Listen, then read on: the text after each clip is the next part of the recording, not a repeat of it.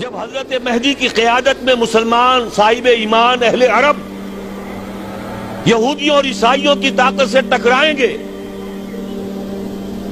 تو ان کی مدد کے لیے دو جانب سے اللہ تعالیٰ کچھ بھیجیں گے مدد.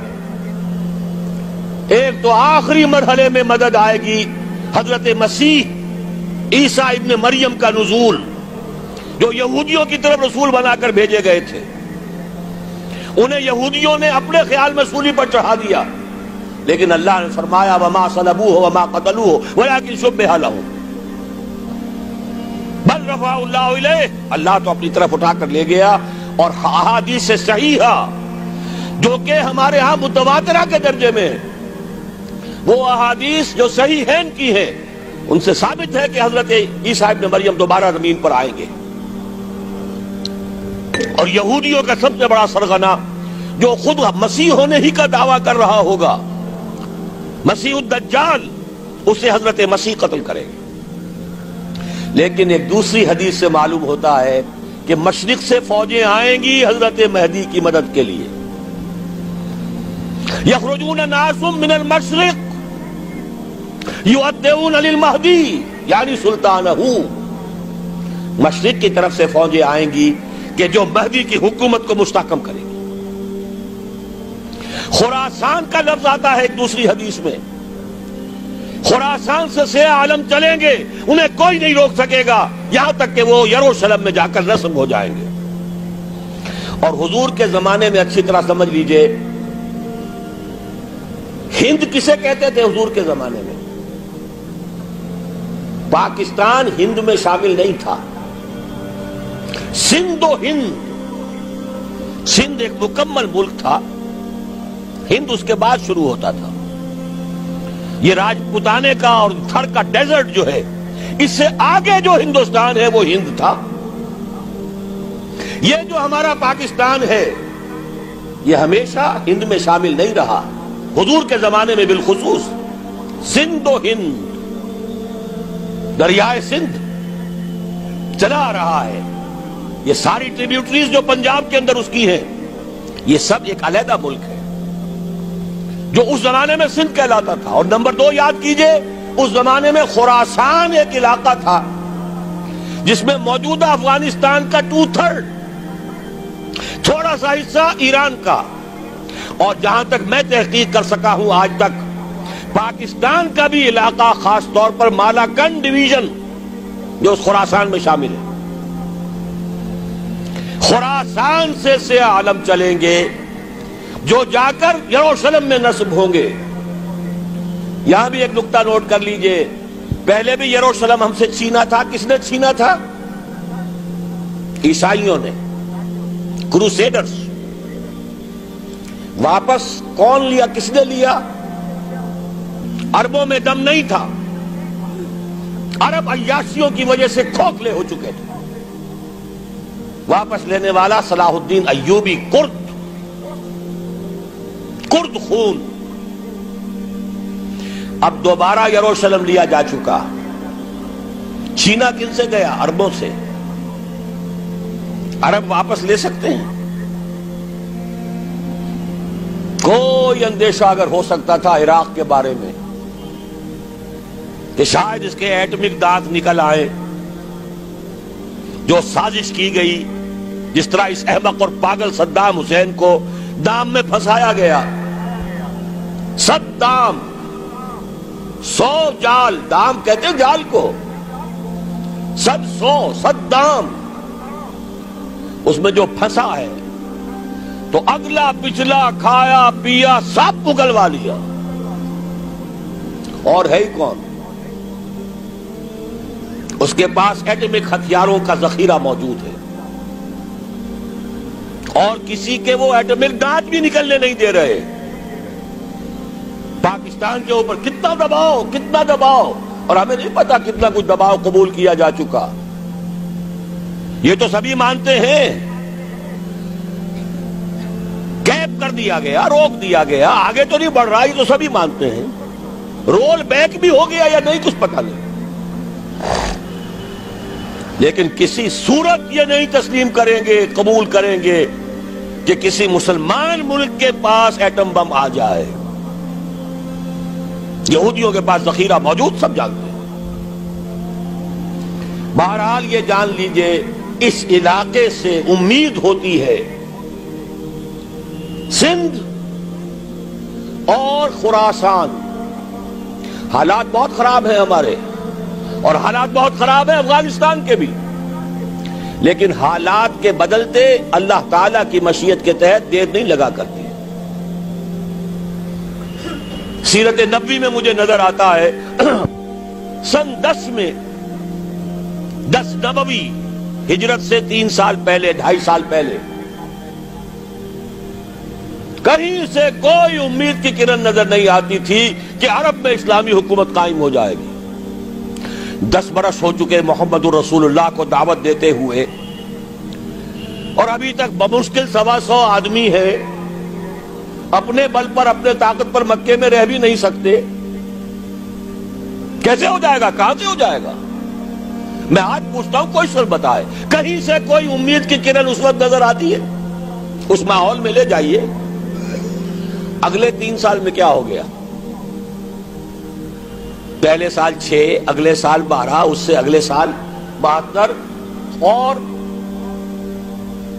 بیعت عقبہ ثانیہ، ہجرت، اور وہاں سے اب حضور کی طرف سے انیشیٹ شروع ہو گیا، انیشیٹو. تو ہم نہیں کہہ سکتے اللہ تعالیٰ کی قدرت، اللہ کی مشیت. یہ یقین ہے کہ دنیا کے خاتمے سے پہلے نظام خلافت قائم ہوگا، اور تمام دنیا میں ہوگا. ظاہر ہے کہیں پہلے کسی ایک جگہ سے ہوگا، جیسے حضور کے زمانے میں ہوا. اگر بیک وقت پوری دنیا میں ہو سکتا تو حضور کے دست مبارک سے ہوتا.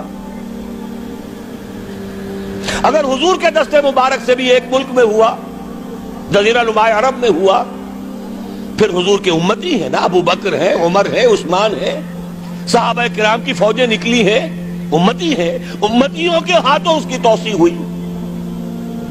اب بھی یہی ہوگا، کسی ایک علاقے میں ہوگا. میرا گمان ہے، میں یہ یقین سے نہیں کہہ سکتا.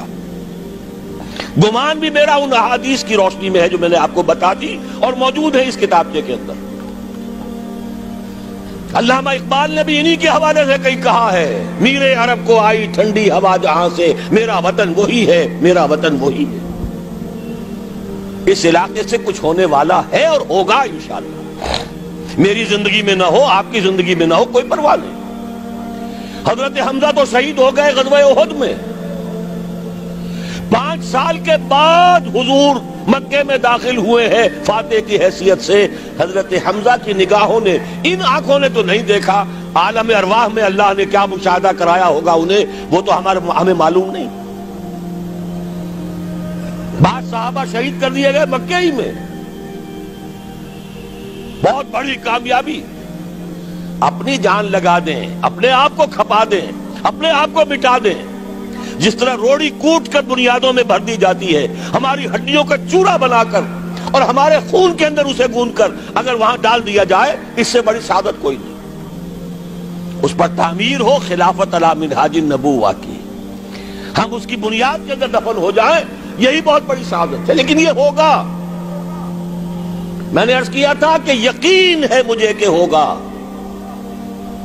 اور ہر صاحب ایمان کو یقین ہونا چاہیے کہ ہوگا.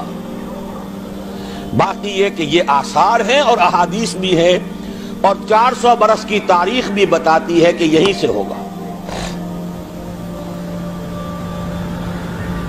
1000 برس تک سارے مجددین امت عالم عرب میں پیدا ہوئے. 11ویں صدی کا مجدد اعظم شیخ احمد سرہندی کہاں دفن ہے؟ سرہند میں، ہندوستان میں. 12ویں صدی کا مجدد اعظم شاہ ولی اللہ دہلوی کہاں دفن ہے؟ دہلی میں. 13ویں صدی کا مجدد اعظم سید احمد بریلوی، ان کے تو قبر بھی معلوم نہیں، لیکن ان کا خون جذب ہوا دریائے کنہار میں، اور ان کے سینکڑوں ساتھیوں کی لاشیں اس بالا کوٹ کے مقام پر.